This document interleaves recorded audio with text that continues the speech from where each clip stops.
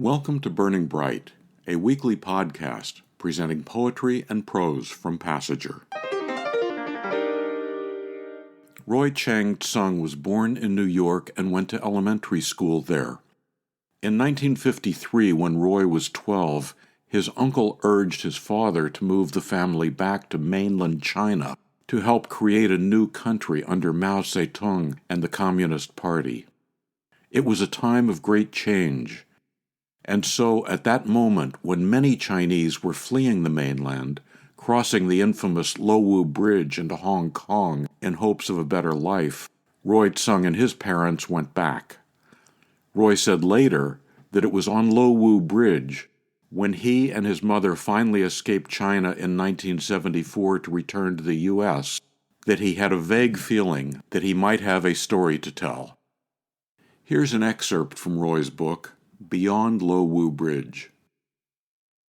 My mother and I watched helplessly as the Red Guards ransacked our home, dumping the contents of every drawer, suitcase, and box onto the floor, and combing through every piece of clothing, books, notebooks, and what few photographs we had left.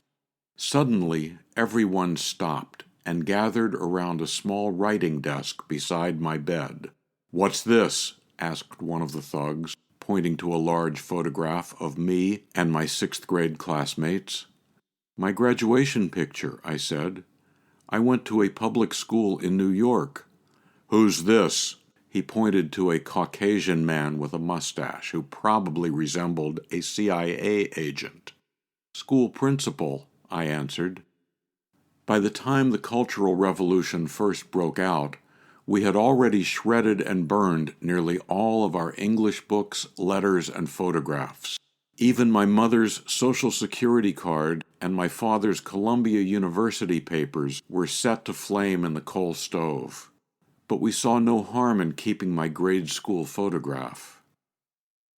The gang finally withdrew, leaving my radio, but they took away my school picture. After they'd gone, my mother whispered, "Go and get my slippers." The room was topsy-turvy, except for the slippers, which remained in front of her bed in plain sight. My mother pulled out a sock from her right slipper. She reached inside the sock and slipped out a folded paper. It was my New York City birth certificate, wrinkled but intact. The corners of her mouth curled into a faint smile. An excerpt from Roy Chang Tsung's book, Beyond Lo Wu Bridge.